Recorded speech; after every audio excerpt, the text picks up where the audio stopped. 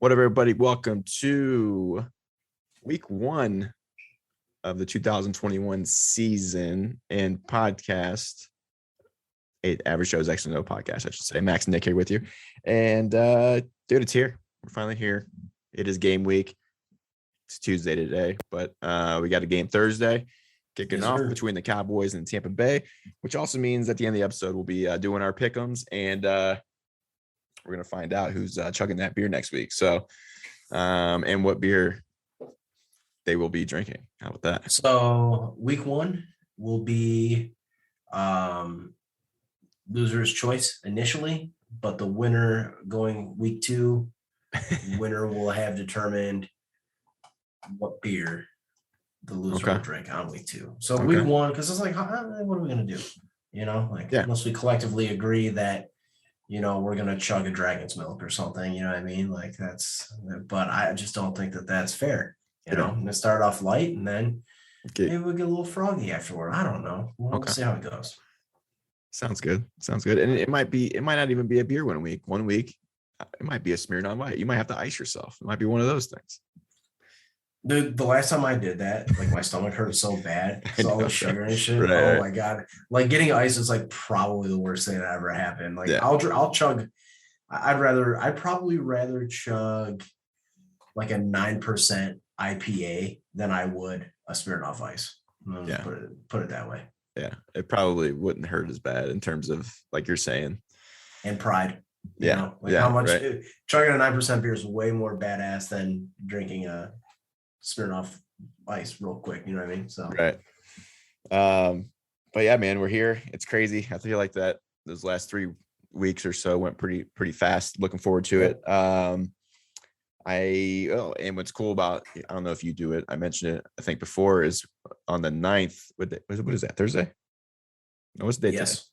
Yeah. So officially, like all the betting opens up here in Arizona finally, because for those of you who don't know, Arizona is one of the states where we have casinos, but they're on Indian reservation, but you couldn't do like DraftKings, FanDuel, or play sports bets. But somehow they came up with an agreement, I'm assuming, because there's no way they would allow it if the reservations were getting kickback.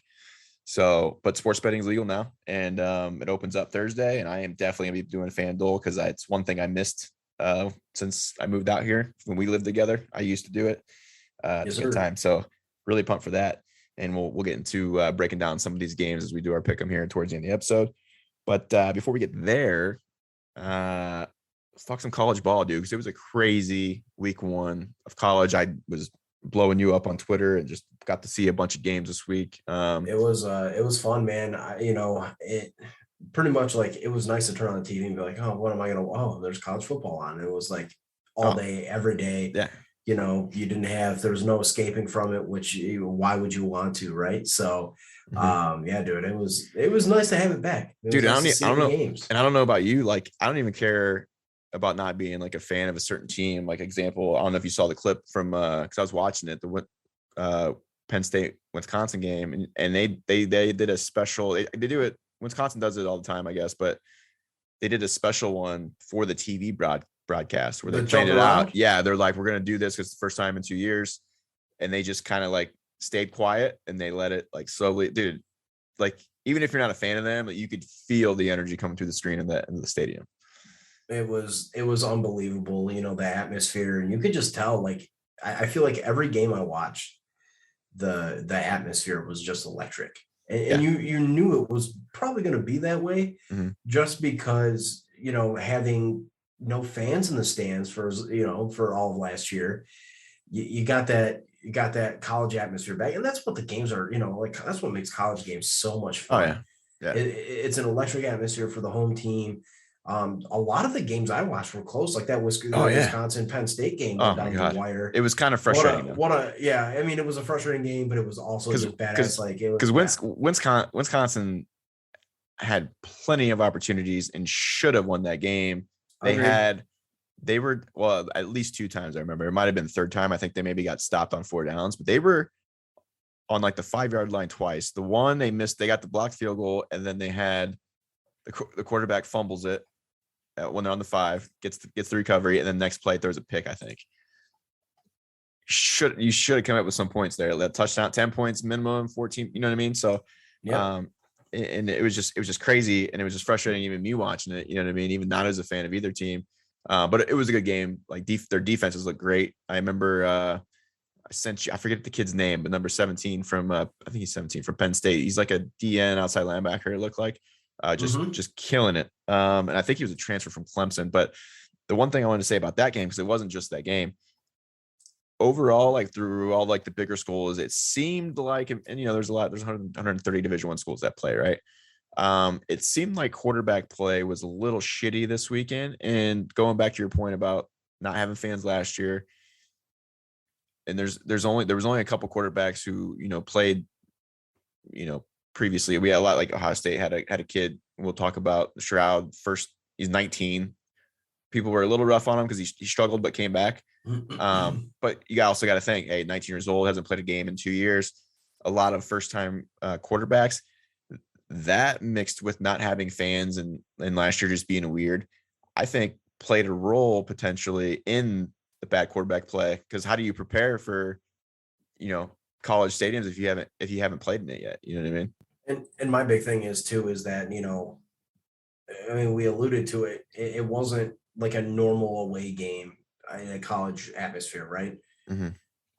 I feel like the energy was just twofold versus what it normally is, So with all that, just that pent up like excitement to be there to watch the game, the student section's back, like, I feel like it was just a more intense the atmosphere. And yeah, you got all that building up to, an away game, and you got quarterbacks that, some of these guys didn't have to, obviously anybody that played last year didn't have to deal with it. Mm-hmm. And now it's just kind of reacclimating yourself to that environment.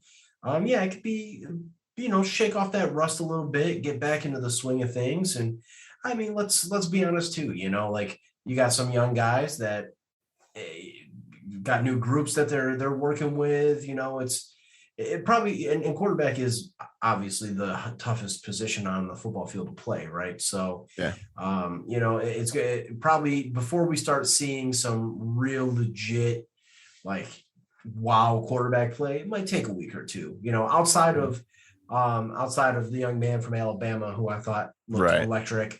It was kind of a disappointment, especially for some of the top tier quarterback prospects coming out this year. So, it's funny. Remember that we talked about on the show. Remember that Twitter, like not a meme, but like Twitter post that I showed you where the guy was like, "Oh, if King starts for Miami, don't be surprised when they upset Bama week 1," and they just got fucking destroyed, dude. I watched about, I would say like 3 or 4 series. And then I shut it off. I just changed to a different game because I'm like, there's no way. Like I can't put myself through this. Yeah. And they look good. You just see the highlights, and it's just NFL factory, Alabama just shit stomping, whoever is in their path. So, after this week, I mean, right now they look to me like the favorites. I mean, yeah. I mean, how can you not? Yeah.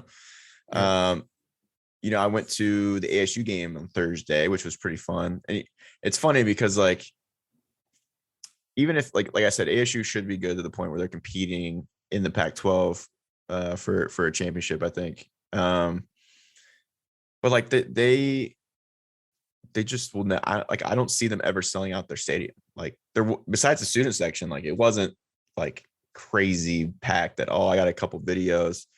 Whereas like if you were in Columbus or whatever, like the shit would be sold out.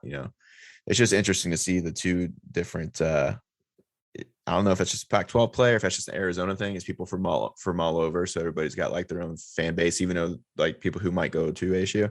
But all in all, it was a good time. Had fun seeing the game and being out there in person. ASU looked good. Obviously they were playing a team that they should have won 40 to whatever it was they won.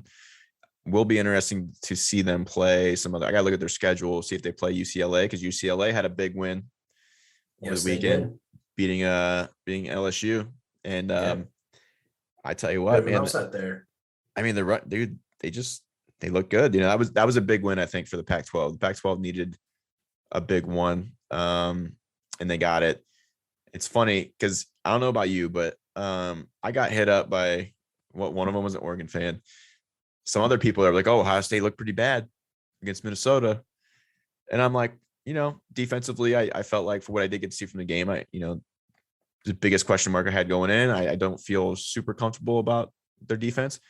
But at the same time, I know that running back from Minnesota was actually really, really good. And like, what if Minnesota is actually pretty decent? I mean, like their blocking scheme up front, I mean, they were, from what I've seen, they were pretty aggressive. They had some good push up front, and I know like this group on Ohio State's defense is still fairly young and kind of playing together for the first time. So I think defensively they can get, they'll improve for sure. It's definitely got to improve if if they want to go to playoffs and try and win a natty for sure. Offensively, again, like I know here's what I liked about CJ Stroud, right? And tell me if you agree or not. Yeah, he struggled in the beginning. Dude still threw for 300 something yards. We have like 4 touchdown passes, whatever. Now you could say like freaking Olave made some shit happen with the ball in his hands and stuff like that. Same thing with Garrett Wilson. But offensively, I think they're going to be fine. I think Stroud's going to, again, like I mentioned earlier, a couple minutes ago, kid's only 19. I forgot how young he was. Freshman. First time playing on the big stage, probably first time playing in 2 years, actually. Taking a snap, took a while to get loose a little bit, but he bounced back and ended up playing pretty decent in his first game. So I'll let it slide a little bit. We'll see what happens here against Oregon in week 2. But offensively, I think they're going to be able to score points. I mean, I didn't realize Williams, the running back, they got 3 running backs that are like studs. It's insane. Yeah. And that I told you, dude, that Henderson kid, you saw it. He only got like 3 carries, but the one he busted off for a touchdown, you could just tell, dude, like this kid's going to be his speed is just a different gear, man. It was unbelievable. Just an explosive play. And, Stroud did settle in as the game went on. It was nice to see, a little bit, felt like things opened up a little bit more in the second half for him. Some quick, easy reads. It was one of the things that I noticed, and I think, I feel like it was not stressed as much going into this game, but Ohio State definitely has one of the better offensive lines in the country. I felt like, and watching them play, they were a dominant factor in the game. Running the ball and pass blocking, they were fantastic all evening. The Minnesota offensive line is vastly underrated. They're one of the top units in the country too. I mean, they've brought back multiple upperclassmen on that line, a lot of experience there. Look at the season the running back Ibrahim from Minnesota had last year, and they're bringing back a huge contingent of that line this year. Yeah. So going into the season, they it should have been projected that they had one of the better lines in the Big Ten. It sucks he got injured too. Yeah, and that injury was tough, but still, I still think they're going to be a competitive team. A lot of experience. Their head coach came from PJ Fleck. Yeah, he's the one that turned around. Drawing a blank. Iowa State. Was it Iowa State? Might have been. I'm not sure where. I think it was. He put them back on the map, and then I think he bumped up and then went to Minnesota. So they also got a good coach. So I think that he does, and he has been a pretty successful. He's made Minnesota a respectable program too. In the last few years, and that's just one of the things you look at, experienced quarterback play. I do think if there's going to be something that hurts Minnesota this year, the wideout core probably isn't what it was last year. I mean, Rashad Bateman last year was a freak of nature for them. Yeah. And, that you lose a guy like that and who's a first round pick, you're going to probably have a little bit of a setback, and they still look like just, a machine, defensively, they're a little bit, that's the one thing. I know Ohio State looked great offensively, but defensively, Minnesota hasn't really been that successful on that side of the ball in a while. So, it was good to see, though. I was glad to see the weapons do what they were projected to do for Ohio State. And as long as the defense kind of congeals over the course of the season, they also had some injuries. Let's not beat around the bush here. Like Ohio State did have some key injuries going into this game. I think starting corners are out. Yep. Assuming that they can get back healthy. And I think we'll see a pretty dominant season from them this year. Yeah. Heading into the playoffs. So, but it all has to play out. We have to see how the injury bug hits every team this year, and kind of go from there. Here's what was funny about what I was going to go back to, like when people were hitting me up, oh, Ohio State looked like shit, or almost lost. And then my buddy's, Oregon plays, and then I was giving him shit. I'm like, I was like, you guys, Fresno State though, for real, like you let them fucking come back and almost win the game. Yeah, but Oregon's got a player, man. That defensive end. Well, I didn't hear. Did you hear what's? I don't know. I don't know what's going on. They said knee, but he was in a boot though, so it had to have been like an ankle or something. But they're definitely going to try. I don't think it's a severe injury from what I remember seeing, but I don't want to put that out there as fact because I'm not 100% sure. If the Ohio State does lose to Oregon, though, I feel like I'm never going to hear the end of it. But going back to 8 of the top 25 teams, and then we know rankings usually the beginning of the season aren't everything, right? But those 8 teams were number 3 Clemson, number 10 North Carolina, number 12 Wisconsin, 14 Miami, 16 LSU, 17 Indiana, 20 Washington, and 23 Louisiana. Wait, who did Montana beat somebody? Who'd they beat? Was it Washington? It was a big upset though. I can't remember. That North Carolina game, man, they because going into that game, that was one of the quarterbacks I think we mentioned that was supposed to be like a Heisman guy, and struggled. He looked like shit. And then I'm going to bring this up because Oklahoma came in 2 in the season, a lot of hype like they always get, and then also people were like, oh well, their defense is better now, right? And like that game, they started to pull away. And then I just went back late in the game. I think I was checking scores on my phone. I was like, oh shit, like Tulane came back. So I turned it on, wanted to trying to figure out what the hell happened. Like, how did Oklahoma give up so many points? But I guess the coach Tulane has a track record of being pretty good. And like their offense was doing well. But I mean, if you're a Heisman candidate, man, you throw a pick on your second play of the game, and I think he ended up with 2 picks, but I think they had 3 turnovers total, so I don't know if the other one was a fumble or whatnot. But like I've seen some shit after that game. I told you before we started recording that like they're like, oh, Spencer Rattler was the quarterback or at Oklahoma to throw. I forget what he did. I don't know if it was like touchdown passes or whatever it was, but like they left out the fact that he threw 2 interceptions. It's like, hey man, like it's a problem, and you almost lost the game. Like you came like really, really, really close. It was I mean, statistically, the stats don't look terrible, but there's some things he's going to have to clean up over the course of the season, I think, before he gets anointed like the best prospect out as far as quarterback prospects go this year. And so I didn't get to watch him play, so that's something I'm going to monitor this week. We'll see if he's a quarterback I really want to try to do a little bit deeper dive into this week and see, because I didn't get a really good chance to, see what he was all about. So, did you see? I mean, I'm sure there was more over the weekend. I'd have to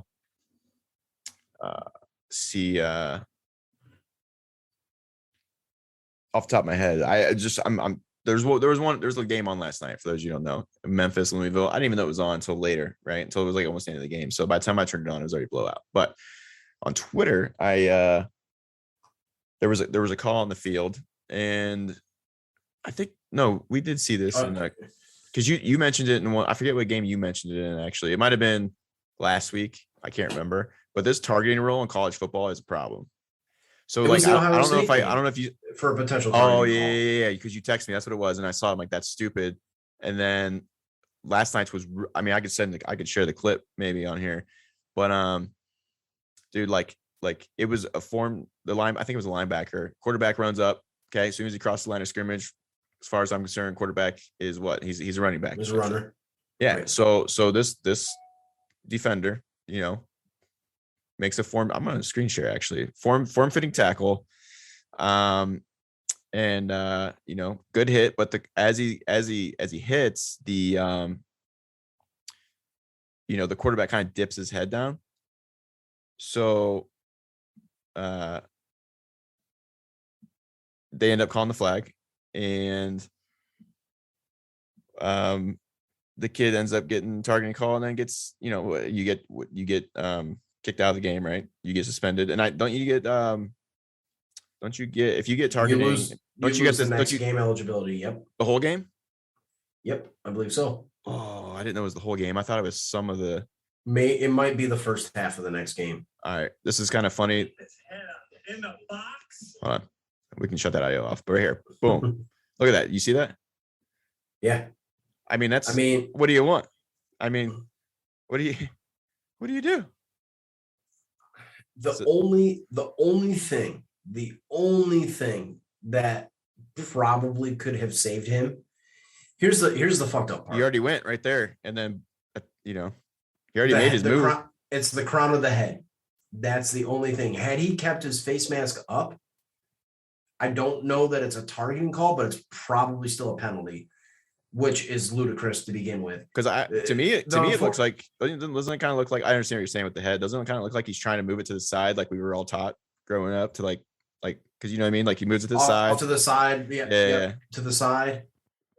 Because I mean, you could hurt yourself even with the face mask up. Like, as a player, I've done that before where it kind of hurts, You get like pushed back. Yeah. And that's why people have to wear neck rolls and shit. So that way, your head doesn't snap back like that. Yeah. Dude, it's a tough position to be in. I'm not a fan of the rule from the stand.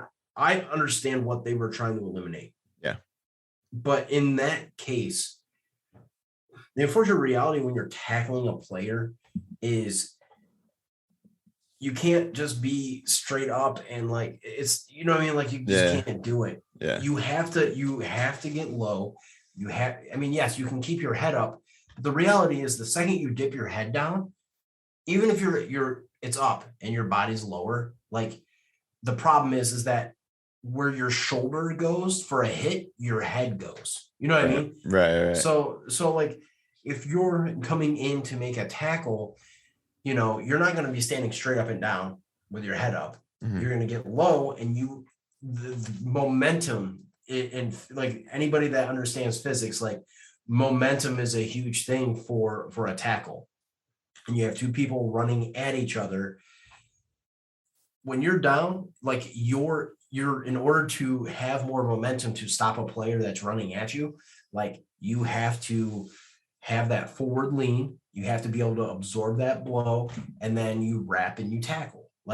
There's no other way around it. In order to get to that position, to put a shoulder into somebody, your head goes. You can't detach it, stuff it in your ass, and then have, you can't do it. So your head is there. Yeah. And unfortunately, yes, dipping down and with the crown of your helmet, you can seriously get hurt. Absolutely. You could seriously hurt somebody else. So that hit, to me, that is the only thing that's wrong with it. But the fucked up part is even if he did have his head up, they still call helmet to helmet contact. And I don't know how you avoid that. Mm-hmm. I just don't know how you do it. And there were certain things from games I watched this weekend where that wasn't consistently enforced. You know what I mean? That's the problem. That's what Joel Klatt was saying. He's like, dude, he's like, it's inconsistent across the board.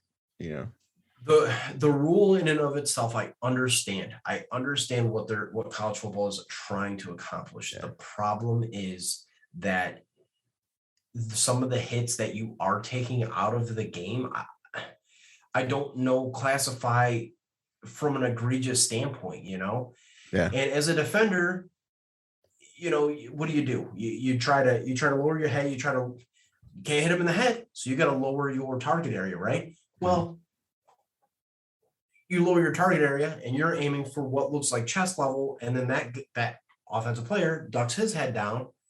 Well, now that chest level just became your opponent that you're trying to tackle. It just became that ball carrier's head. You know what I mean? Yeah. So it's a difficult thing. The most egregious one I ever saw was, I think it was like 2 or 3 years ago. It was Penn State, and the linebacker dove to break up a pass. The tight end was sitting like this, and the linebacker dove. And as he dove, like his head like grazed the face mask. Like all he was doing was just diving to break up a pass. Yeah. And he like dove and he broke up the pass, but he got ejected for targeting. I don't remember that one. Oh man, I'll have to see if I can find it, because it was the most ridiculous thing I've ever seen. Like he wasn't making a play to hit the he was going for the interception. Yeah. He was going for the interception and literally dove in front. And because he dove to try to break up the pass and his head like grazed the dude's face mask, they called him for targeting. And it was the softest. Like I'm like, dude, that got me fired up for that play. I think we probably talked about it on a previous podcast. We probably did. It was unbelievable. But dude, it's one of those things too. Like we talked about it, like generally, like if someone's using their helmet as a weapon, you could generally tell. Like, go flip on freaking clips from the 80s and you'll know. Like, go watch Vontaze Burfict play football, and you'll understand that is what you're trying to eliminate. Yeah.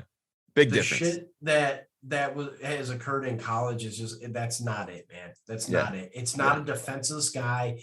It's a runner and a tackler. And unfortunately, the reality is that that's football. But from the letter of the law, that is a targeting call. I just don't agree with how it's enforced. I can't. Also, the ejection, because it's like these kids. I mean, if you're a senior and you have to lose a full game because of like something like that, it's like, I mean, fuck, dude. Like, what are you gonna do?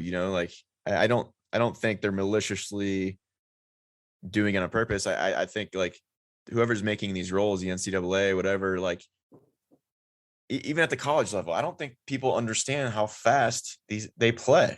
Like you could be like, oh, you should do this, but like these guys are moving so fast and making a reaction. And me and you've talked about this numerous times in this podcast. Like the speed, dude. Like even at the Division III level, like say if you're a linebacker or running whatever, you're reading, boom, you make a decision, you go in for the tackle. It's not like there is no time to be like, let me make sure my fucking head's, you know what I mean? Like you're reacting, dude. Like it's just, there's nothing malicious about it most of the time. I'm sure there are some asshole players that might try to like hurt somebody. But I would say more often than not, like you're just trying to make a play, dude. Yeah, and like you can slow down the video, like you know what I mean. But like when you're in that position, like it doesn't feel like that. You know what I mean? So it's crazy, man. And then the NFL, it's even faster. So it's tough. I would like to see them. I mean, does 15-yard penalty not like hurt you enough? Like that's what I don't get. Like, I mean, that's a pretty big penalty still. So like, why we got to eject too? Right? Unless like maybe it's if you want to eject a player, maybe do it like if it happens a second time, or like if it's very, very noticeable, where you're using that helmet as a weapon. So they got to get something fixed, man. I think the general consensus of everybody that's watching college football is kind of on the same page right now too. Yep. So there's I felt like the hit in Ohio State game was more worthy of a targeting call than what this was. And even then it was like, yeah, that one was shitty too. That was more because you would text me and I just seen it and I was like, oh shit. That was like more defenseless receiver. You know what I mean? In the NFL, that would have been called a personal foul. But I don't know. And that's the ambiguity of it, right? Like you look at it and you go, okay, well, that hit against a defenseless receiver wasn't a targeting penalty, but this guy who's a runner is literally lowering his head into the strike zone of where the defender is hitting him, and the defender gets punished for it. So, but like I said, had that defender kept his head up, we're probably talking about a different story here. Yep. Fuck, man. Hopefully we'll see if we get some crazy ones this week. Before we move on to some NFL, actually, I'm going to see what big games, if any, are happening this week for college. Let's see here. Let's go to schedule. Got some games kicking off Friday. Nothing too crazy. Coastal Carolina is ranked 17th. They're playing Kansas. A couple small schools there. Let's see here. Saturday, Ohio State, Oregon, number 12 and number 3. Auburn. Iowa I State don't know will if you probably did. You be a see this? banger. Auburn played Akron last week. Did you see the score? It was like, I don't know. The Akron got blown out as usual, as you would think. But what'd you think of? Because Kristen's a Notre Dame fan. Did you watch the Notre Dame game? I watched a little bit of it. I thought Bro, it was a good game, man. I mean, I had it on like because I was bartending a banquet on Sunday, and which just reminded me, I forgot about your draft, by the way. Did it auto pick for me? Yeah. Okay. I offered you a trade in that draft, by the way. Did you have to look at it? I revoked it because I was like, I don't know yet, but I might make an offer for you. I'll have to look at it. But no, dude, I didn't know. Like I thought Notre Dame was going to pull away, and then I saw that Florida State tied that shit up. I was like, oh shit! Like, cause my buddy, Tony's a diehard Notre Dame fan too. I was just because I know how Notre Dame fans are, and they're very aggressive, especially when they lose or are close to losing. They're very emotional, and I was just laughing on the inside, thinking about it. I'm like, dude, if Notre Dame gives this game away, it's going to be fucking great. But actually, you know what? Notre Dame didn't even win that game. Florida State lost that game. You agree with that? Yeah, from what I saw, it seemed to be that case. It seemed to be the case. It was good back and forth though, man. It was a good game. Like, for all intents and purposes, like it was a good game. And I honestly, I didn't expect it to be close. Like, I thought Notre Dame would definitely. I thought so too. That. I didn't anticipate it being close at all. Do you know if the quarterback, because he's a transfer from Notre Dame, he's a graduate transfer that played at Wisconsin. Did he play? Did he actually start for Wisconsin? Because I don't really remember. Do you know? I forget his name. I don't know. Maybe he didn't. But did you hear a little backstory on the Milton kid that came in for, which I actually remember his name. He played for UCF, correct? Yeah, I guess he had I have a hard time kind of remembering him getting injured. But yeah, 2 years ago, had like an Alex Smith type of injury on his leg, and then he got thrown in there because the starting quarterback, I don't know if he got knocked out of the game or whatnot. But dude, it was a great story. It's fucking awesome. Like, he looked pretty good, I remember hearing about the injury. I never saw it. And he was one of those guys that was an intriguing prospect before that happened. Like, I remember watching him play at UCF and thinking, man, I don't know if it's just scheme or what, but this guy, looks legit. And then that injury happened, and it was very unfortunate. But I mean, he played lights out when he came in relief for Florida State, and just that damn kicker. That would have been like a movie ending though, if that kicker would have made that, and they would have won that game. You can't trust kickers, man. I'm sorry, can't do it. Nope. It's just reality. Hey, you're let's see if your University of Buffalo can upset Nebraska this week. Yeah, I mean, they did beat Wagner 69-6 or something. So it was. Hey, get this! Alabama plays Mercer this week. Sure, that'll be a close one. Oh yeah, it'll be fucking down. Honestly, if you're gonna want to, if anybody tunes in week 2 here for college football, it's kind of a snooze fest. I'm looking at it right now. If you're looking at upset alert, keep an eye on App State versus Miami. Is Appalachian State still they're the upset kings, man. They are. This is what they do. So keep an eye on that. Maybe. Put that in your back pocket. But I'm not seeing a ton of big games as far as rank goes. Obviously, Ohio State, Oregon, and you have number 10 Iowa and number 9 Iowa State. The Iowa State, Oregon, Ohio State were like the best matchups I saw on this slate this week. Everything else. Just watch it to watch some prospects. I mean, that's where I'm at. But like, hey, I mean, like, we saw the upsets in week 1. So you just never know. Like, I just like watching a good game. So Stanford USC could probably be good this week. It could be a good one. That's Pac-12 play. Michigan Washington could be okay. Yeah. You think Washington? Look at that. Primetime gets a big game playing Florida State. Good luck, Prime. Good luck. Yeah. So, this is like what I would have expected in week one, like usually those first couple weeks, like we said, are, kind The of like, tune-up games. yeah, pretty much, For some teams, yeah. But yeah, dude, it's a great week of college football. Like we'll keep an eye out this week, man. I love it. I love it. I love it. Getting into NFL though. Not a ton of news right now. Before we get into our pick'ems, a couple things to talk about. The Pittsburgh Steelers, which see, I love that the fact that the Pittsburgh Steelers kind of falling apart. You had Juju and his issues last year with TikTok and all that. That was, people were saying was kind of like a distraction to the team. And then you have Claypool being diva as usual. And then a couple weeks ago, you got Juju doing the freaking crate challenge in the middle of camp, which is, I would think, a bad look because, he eats shit like everybody else was doing on there. Could be a problem.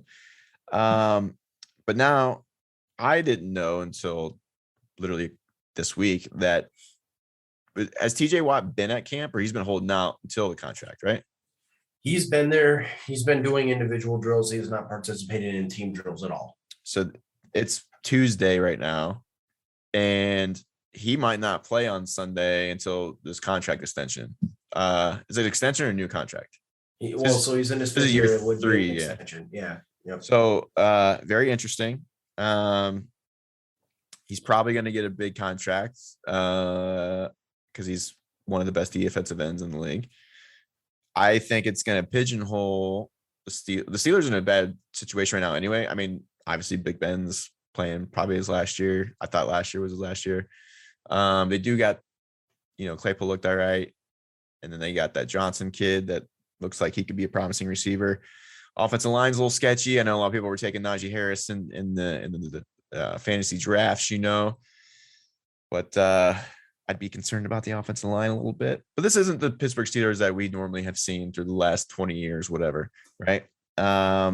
Probably still going to be competitive, but TJ Watt getting that contract, how do you think that will in their future, like that'll affect them? I mean, it's a guy to lock up for sure.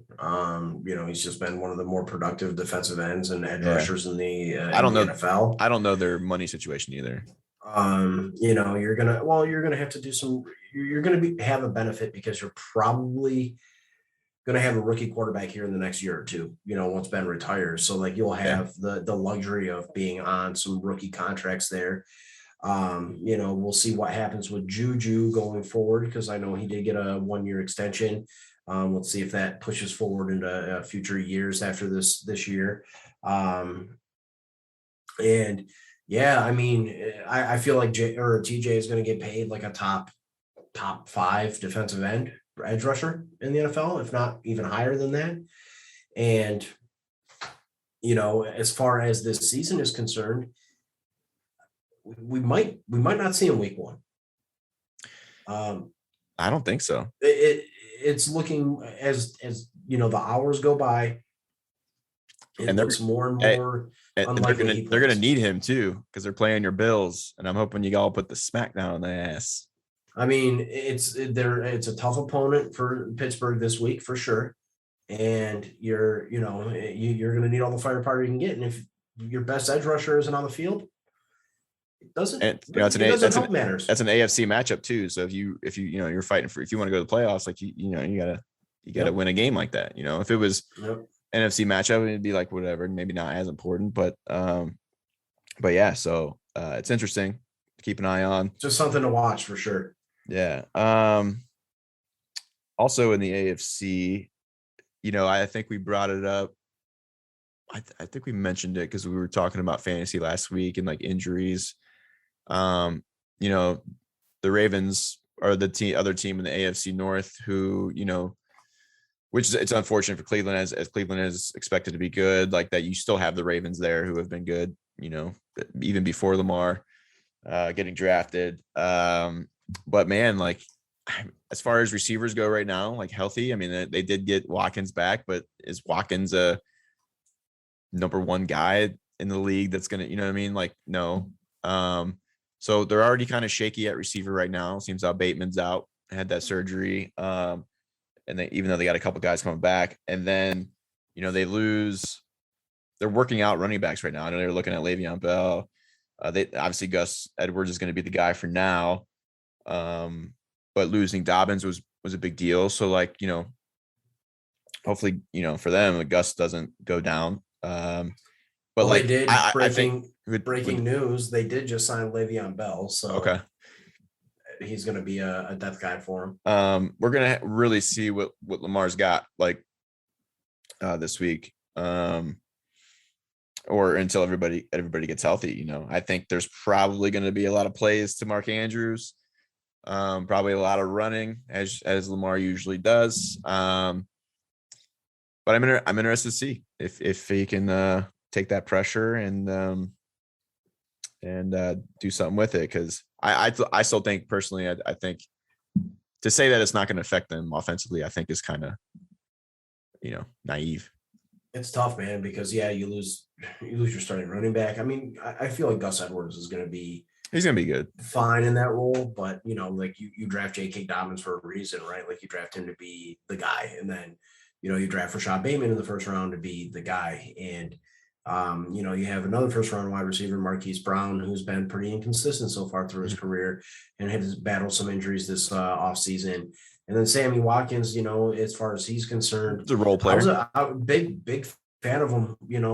I thought he had all the potential in the world when he was in Buffalo. Injuries kind of derailed his career. Now he's older. From that standpoint, he got shipped out of town. Because he wasn't really buying into the what it takes to be a successful player in the NFL. A lot of partying, a lot of just he had some mental struggles, and some hardships in Buffalo. And I feel like he's somewhat turned that aspect around, but the injury side of it just stays with him. If he's healthy, if he can stay healthy, like he's a dynamic player, and I think he could absolutely make a difference for the Ravens. But you can't ignore some of the injuries that they've had to battle this offseason. It's going to be, I think that illustrates kind of how special of a player Lamar is, from the standpoint that, if he can be as successful as he's been in the past couple of years, with kind of the situation that's going on around him, from an injury standpoint, you got some turnover on the offensive line, so, if he can be a successful player in that scheme still, the one thing, what do we talk about, all off season? Like he's got to showcase it from a passing standpoint. Like he's got to make some strides in that area of his game. And I can't fault the Ravens for attempting to bolster that side. You invested in Sammy and Rashad Bateman in the offseason, and I don't know that we're going to really get a good gauge on it with the injuries that they've suffered. Well, part of that evolution, trying to get the pass game going more is because we've seen it the last two seasons, right? Like defensive coordinators and defensive schemes are something new comes in the league. Usually they adapt very well. And I think, the Ravens were still good and Lamar was still doing crazy shit, but they slowed down a little bit. Like defenses were getting a little bit better at shutting them down, especially obviously in the playoffs. So, part of the reasoning why they want to open up the offense a little more with the passing. So, man, we'll see what happens. And you'll actually be surprised that once we get to the pick'ems here, that game, because they're playing Monday night versus the Raiders in Vegas. Let's just say that might be one of the games where I, take the Raiders. Just saying. Interesting. But actually, do you want to just get into the pick'ems right now? We've talked about all the news. Let's do it. And this is going to be week one. The beer chug next week will be bittersweet, man, for somebody, I'm sure. Oh, dude, it's great to be fucking back with it. That's what I'm saying. All right, I got this from ESPN pulled up here. I did send my picks to you via email, so you got those suckers. Oh yeah. Pull them up here. I gotta figure out which one you sent them to though. It was the Google. There it is. Yeah, there you go. Oh, where'd you pull this out of? I just Google pick 'em sheet and just roll with it. Oh my god, this is so much easier than writing it down. Oh yeah, dude. Fuck, what am I doing? You could do like I do it on my computer with an image editor, but I also can do it on my phone. Like you can just mark it down on your phone, like through your own photo editor. So yeah, like technology. Oh yeah, I forgot about the 59, huh? All right. You see, I don't even have to say that much about Thursday. I do think it'll be competitive. Dallas at Tampa Bay. I still think Tampa Bay gets the win, but dude, so like I said earlier about the betting being legal out here now. So like one of the, I don't know if it's Sportsbook, one of them, or no, it's like MGM. They're giving people if they sign up to bet like a free $200, and they got some crazy bets. Like they'd cap it off like $50. So like up to $50. The ones like, oh, the over under at 71. So basically you just bet the high to win, because they know that like people who win, they do like little bets like that, they'll just put it back into regular betting anyway. Yeah. Oh yeah. There's like the one like that. There's like a couple little stupid ones where it's like, geez, dude, like you really want people to get on here, huh? Yeah. But I'm probably gonna do it, so we'll see. There were some good prop bets for on an app I was looking at yesterday. I can't do it in Ohio, but it was like Dak Prescott over or under 22 fantasy points, and then you look at the scoring for it and you say, okay, is he going to score over or under 22 fantasy? Wait, you can't do it in Ohio? Nope, not that side of it. You can do like fantasy lineups, but you can't do prop bets like that in Ohio. See, I didn't know that. That's crazy. Yeah, they made everything legal finally. Let's see here. Pittsburgh, Buffalo. Yeah, I'm going Buffalo. I ain't picking Steelers. We're starting a new tradition this year. I always picked against Buffalo like last year. You did. And then the times I picked Buffalo to win, they lost. So we're gonna try this out. And if they lose, then I have to pick against them. Like it's just tradition. So we'll see how it goes. But I did pick Buffalo this week. Well, I hate Pittsburgh, and Buffalo should beat them easily. So next up, New York Jets at Carolina. Dude, you don't think this fucking Super Soaker is going to take the Jets to the promised land, dude? The rookie quarterbacks, man, in their first starts, it's tough for me. I'm just talking shit because everybody in New York Jets fucking. I say that, and then I pick Jacksonville next, but that's a little different though. It's a little different circumstance for me. Yeah. So I was debating that one though. I mean, I could absolutely see how Houston could like find themselves to a victory, but like that was just like that was me picking between like would I rather eat dog shit or cat shit for the Jacksonville Houston game. Like I wouldn't rather eat any of them if I had the choice, but like I have to pick one. So I'm actually gonna pick the same on that too. Because dude, Houston is just a shit show right now. Talent wise, I feel like it's gonna be hard for him to compete with a lot of teams. Tyrod's gonna be able to manage the game. Like he's not gonna wow you. He's gonna. I mean, you've seen it in Buffalo. I've seen a little piece of it in Cleveland that was kind of shitty on some games, and then like just kind of frustrating. Great veteran to have, but yeah, I just don't think Houston's going to be able to just do enough. I agree. They should win some games, but like they're hurting, dude. Now, if Deshaun Watson was playing, maybe I'd change that up, but he's not. So yeah, it was tough. That one was tough for me because like I just wanted my gut, to be honest with you. Yeah, and that was my gut. Arizona, Tennessee. I actually like your pick here, but I'm gonna go with the Cardinals. Switch it up. Okay. Only because I mean, like I said, I don't really know what to expect from the Cardinals. I know offensively they should be able to score points. I actually think that'll be a good game. I think it'll be a close game and could literally go either way. But yeah, I'll take the Cardinals. I mean, I'm also I don't know about you, but dude, I'm interested to see if who'd they get? Julio went to Tennessee, right? I'm interested to see how he does with them. I'm curious. I thought the offense should get a little bit of a boost. That's kind of why I went the route I went. I swear to God, my camera always goes out. I don't know why. Technology, dude. Technology. You gotta love it. Yeah. I feel like it's because it gets too hot and I haven't figured it out yet.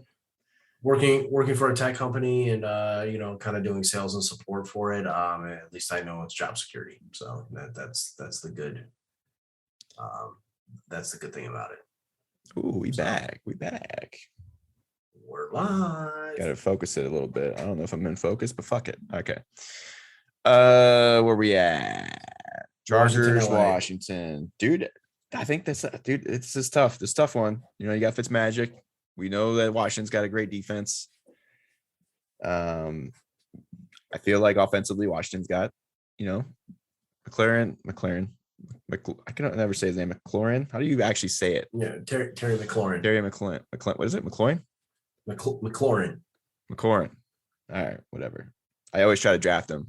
I didn't get a chance to get him in any leagues this year, but for the sake of another game being different than you, I'm going to go Washington because, I like to live dangerously, dude. I like to put myself out there and eventually, I'm trying to chug a beer maybe.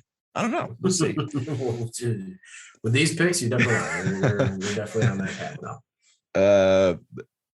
Let's see. Next game. Oh, Philadelphia, Atlanta. This one, I didn't even know. I went Philly. That was my gut. Philly. I think they're better defensively. Well, that's what's crazy about. That's what's crazy about week one, though, because it's kind of like, we have these ideas. You don't have a lot of gauge of teams. Right. We don't know yet. Like we're kind of basing off shit from last year, which that doesn't really necessarily mean anything, for most teams. So, yeah, I'm going to take Atlanta, to have, three different. Next game, Seattle at Indianapolis. Going with, dude, I'm taking the Colts for sure, dude. I mean, all right. I don't know what it is about Seattle, but I have like this bias towards them. I don't know really where it comes from. I really don't know why. Maybe it's just because like, I don't know. I think their defense has struggled. I mean, anytime you have Russell Wilson, he can win you games. You know what I mean? But in this scenario, I just think the Colts are fucking. They don't get talked about a lot, I don't think, but like I think they're still good. So. Yeah, that one was tough for me. That was a tough call, but I don't know. I just Seattle just struck me as a team that has the better quarterback situation. I just went with a better quarterback in that game, pretty much. Yeah. That's true. Wait, who's starting for the Colts? I think it's Carson. Is it? I think so. Like my shit froze. Yeah. You son of a bitch. Hold on. It's gonna look weird now. Oh yeah, that looks weird, doesn't it? Let's see here. Minnesota Cincy, dude. I know. I'm just the one I seen it. I'm thinking about it. Like, I think I drafted Jamar Chase kind of late and once we're done with these picks, I'm going to show you two fantasy leagues that I picked in. That shit. What I do? Like kind of show you like Che. I got him super fucking late, and I don't know. Like I don't know what to expect, dude. Like, is he going to be good? Maybe. I just we talked about it whenever they drafted, where Cincinnati could have went and got like the best tackle in the draft. Like Penei Sewell, right? I just don't know what to expect from their offensive line, and you know what I mean. Like, I don't know. Then this is what we're talking about. Like coming into this year, we week one, we don't know what to expect really. Like this could be, but Minnesota, I don't even remember how they did last year. Honestly, they were kind of middle of the pack, weren't they? Yeah, I think they're going to have a decent defense, and I think they do enough offensively to make it work for against Cincy. So yeah, I'm going to wait on the Cincinnati train. I'm not there yet, so I'm going Minnesota as well. San Francisco, Detroit.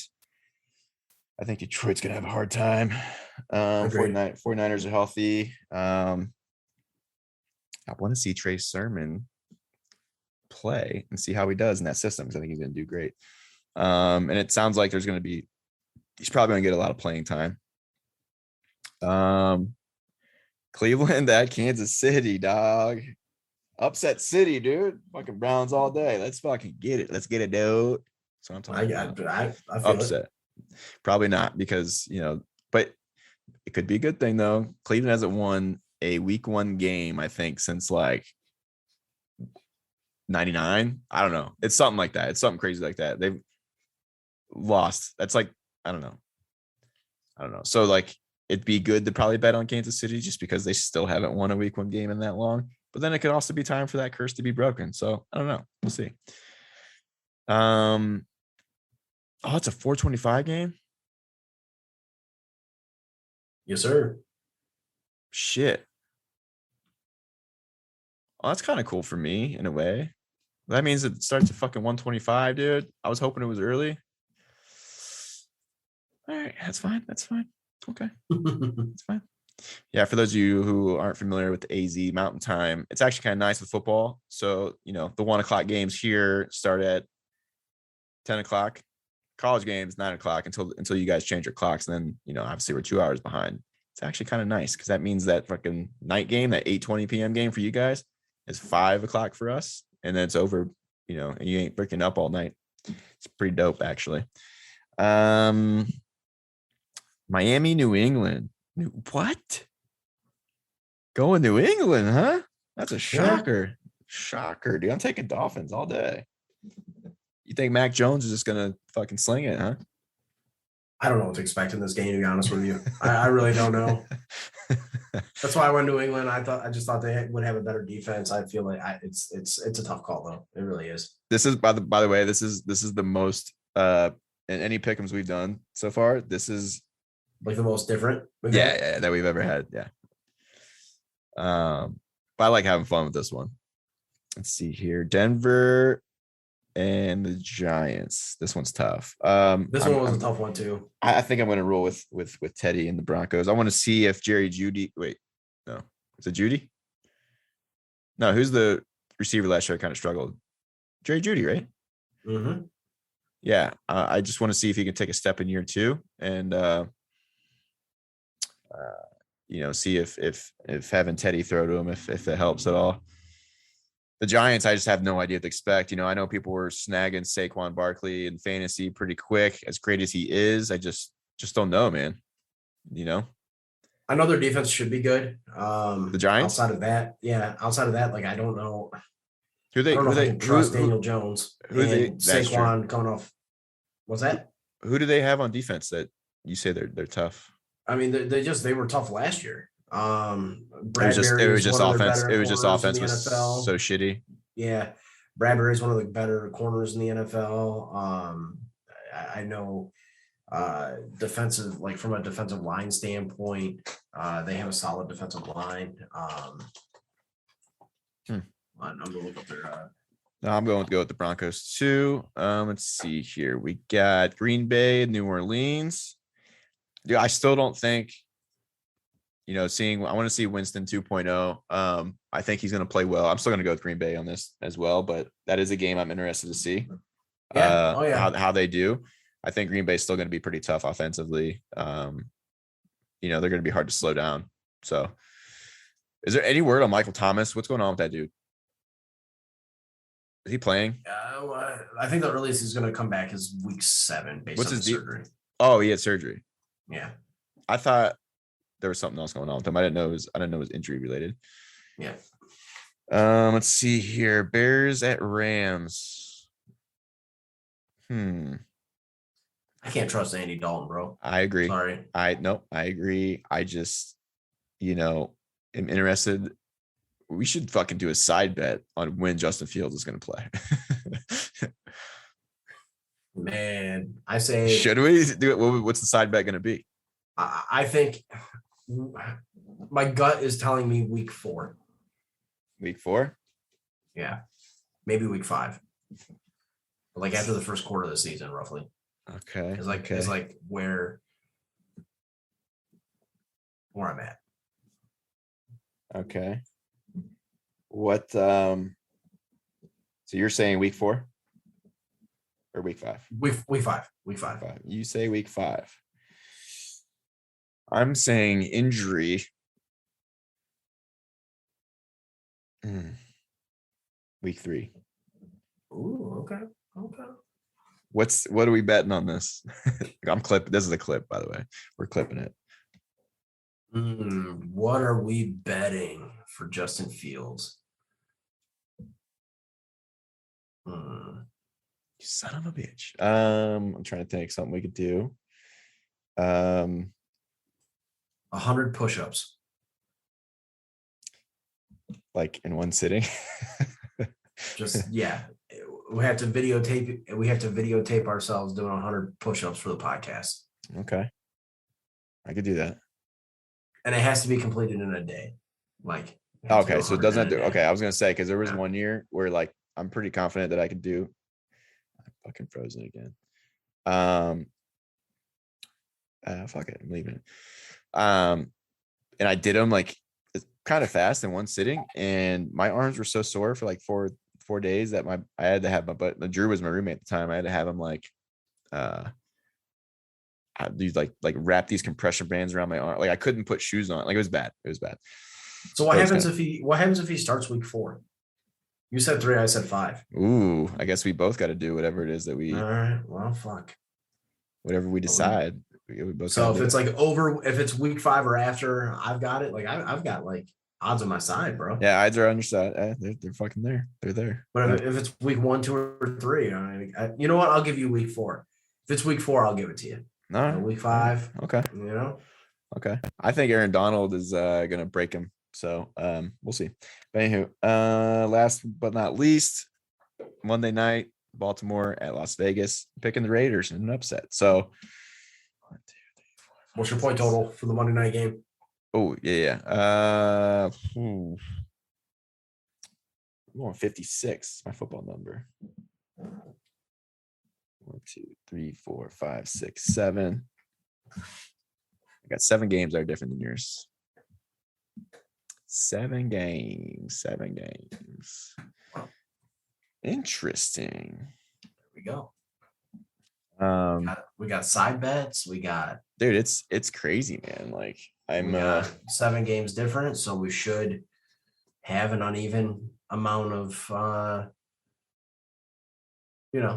amount of picks. So we might not even need to take it to the tiebreaker for points, but we'll see. Actually, oh yeah, for sure. Dude, I'm so fucking pumped for this. The next thing I want to show before we wrap up here is I need to go back to screen share. I'm going to show you. So we recapped the league that we're in together last week. So this week I have my work league, right? And let's see that. I know you love that name, dude. Kareem Pies. That's my one name. Hey yo. This I picked. I think. What did I pick? I think I was 8th. So here we got. I'm not sure. I mean, it's probably gonna be my starting lineup, but peep that. Can you even see that well? Yeah. Justin Herbert, Nick Chubb, James Robinson, Tyreek Hill, CD's nuts, Mark Andrews, Julio Jones, Browns D. I might change the Browns D for this week 1 game because obviously. Well, so here's the thing, just to let you know, defense was kind of important because in this league, I created way more chances. And I tell me if you like this. Defense is normally like people swap them out, whatever. I made sure that special teams and defense gets way more points. So like I set it to where you get a point if a punt return or a kick return goes at least 25 yards, you get a point. I added in just shit like that, dude, to where like defenses really can benefit you and actually score a lot of points. So I actually like it. I can't wait to see like how it is because I feel like majority of the time, most leagues I'm in, it's like defense usually doesn't do too much. You get rewarded for if they shut a team out completely and the team doesn't score. Just shit like that, Okay. And then I even did like for running backs, So not only, so a lot of, I had someone asking me, they didn't want to, they had like the 10th pick or whatever. And like, I know Nick Chubb's been kind of going late in a lot of fantasy drafts, which is kind of crazy because he can do everything. And like the year before last, he had 1,400 yards. And then last year in 12 games, he had 1,100 yards, 12 touchdowns. So it's like, he's going to get freaking points. You know what I mean? But I put like a running back as an extra point if you have like a long run, like 50 yards, okay, like bonuses, or like 350 yards rushing, you get extra shit, that kind of thing. Same thing with receivers. Like if a receiver has a 50-yard catch, they get an extra point, as well as the quarterback, I think. So it's going to be some good, like, some good scoring here, I think. So yeah, I picked 8 in this league. Here's my bench.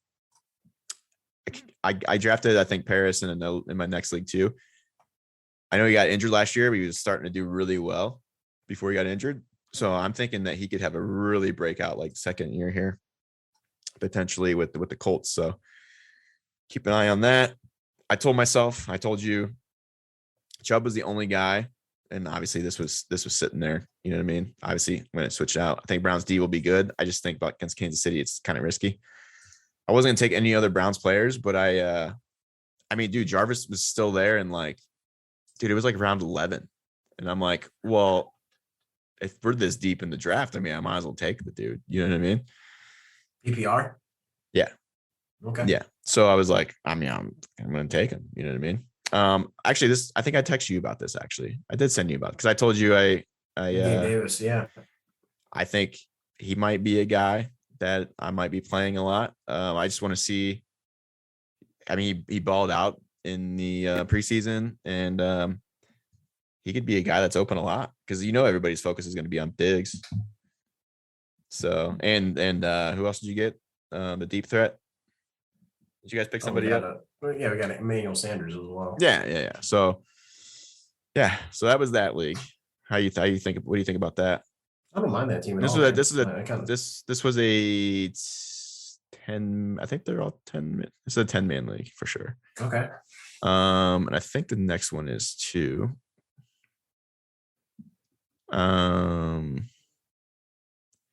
Yeah, I landed with. I see a theme here where you have CeeDee Lamb and Nick Chubb together.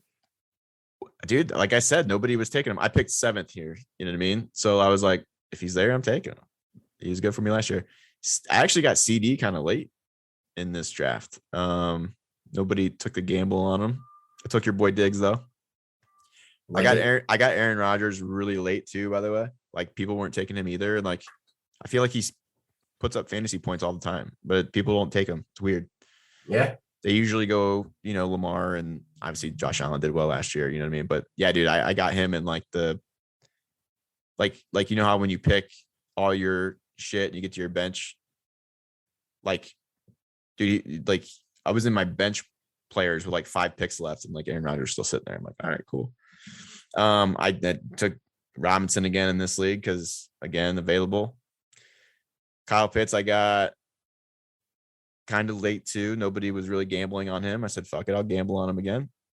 Okay. Trey Sermon was somebody I wanted in some other leagues, didn't get a chance to get him, and I wanted to take a gamble on him as well. Just as I was telling you about, took a gamble on Jamar Chase. This might take a few weeks for Sonny Michel to get acquainted with the Rams, but I feel like he's a player who could definitely they should split touches. Yeah. I think eventually, once he learns the offense, that I think he'll do better with them than what he did in with the Patriots.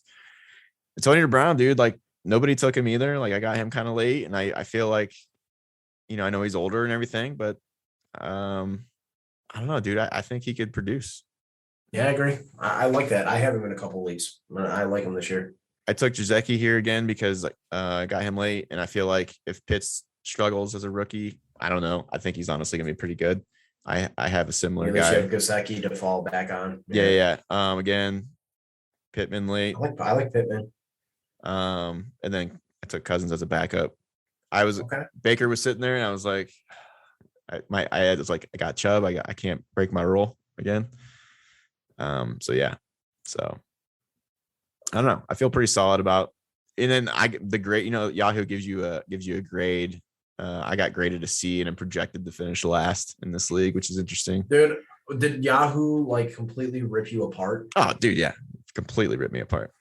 I'm gonna read you the email before we sign off. I gotta read you this email that I got from Yahoo because they gave me a C as well, and it was just not.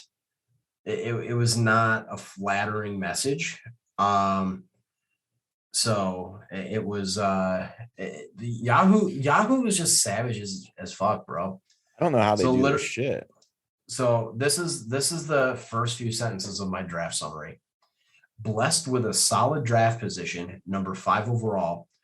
Expectations, my team's name is Diggsy Normus, just so we're all aware. Expectations were high for Diggsy Normus. Then they drafted, and those expectations disappeared instantly as the team appears on track for a mediocre 8th place finish. Is this like did Simon Cowell fucking write this shit? Like, apparently, because they were like, you were blessed with a really good position, and then you started drafting, and you fucking suck, bro. That's what I got. But this is a really weird league, and like running backs go crazy. Like you have to get running backs super early, otherwise you don't get them. But like I ended up with Aaron Rodgers, Stephon Diggs, Tyler Lockett, Zeke, Miles Sanders, Mike Gesicki, Damian Harris, Devin Singletary, Antonio Brown, Michael Pittman, and then I cuffed a lot of guys. Like I got Tony Pollard to cuff Zeke. I got Boston Scott to cuff Miles Sanders. And then I also have Gio Bernard and Henry Ruggs. Like, I didn't think it was that bad. No. But they were like, this fucking guy doesn't know what he's doing in the draft. Like I didn't think it was terrible. Dude, I mean, like, it's not PPR. And it's not rushing yards and receiving yards are huge. Like you want to get guys that get a ton of yards and a ton of touchdowns. Yeah. Zeke will be interesting because like he still had over 1,000 yards last year and people kind of shit on him. He still, despite their struggles last year, he still did pretty well. So right.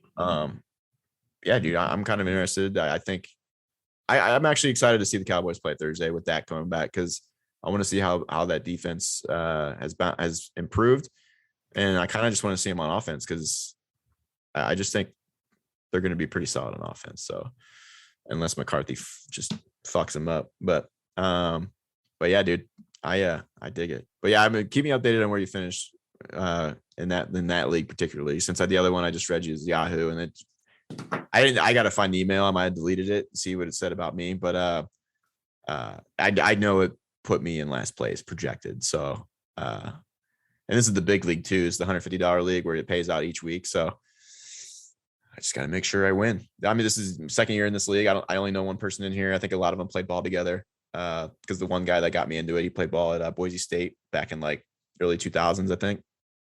And there's a lot of shit talking between me and him. So I need to at least beat him, and because last year I sucked. So need to make sure we get these dubs. But yes, we're here, man. I'm pumped. 2 days we'll be watching Thursday Night Football, dude. And there you go. I'm sure you and I will be texting over the weekend, fucking sharing some shit. I'm going to this podcast. I already got a couple clips in my mind. It's time to start posting on the talk again. So I'm gonna be doing that. So follow us Twitter and TikTok, AJXO Pod. Got some new content coming out, and I might even create some content on the fly over the weekend, like after watching some games, just giving some quick thoughts and breaking down some games. The Ohio State Oregon game, I'll definitely make some shit. So yeah, we'll see, man. Probably do it after the Browns game too. So stay tuned. If you want, you can follow us personally. Me, I'm at Justin_Maxim. Y'all can hit me up on the tweet machine here at BillsFan53, B1LLSFan53. And there you have it, dude. Week 1 starts this week. Can't wait. Yes, we'll see you guys next week, and we'll figure out who's chugging that beer. And wait, before we sign off, what was it going to be?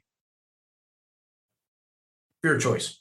Loser chugs beer of choice. Okay, and then the following week, we'll go forward. Okay, got you. Winner will pick next week's. Yep. Got you. All righty. Well, tune in next week for the fucking chugging. It's gonna be great. And until then, go Browns, go Bills, and go Ohio State. So y'all be sweet.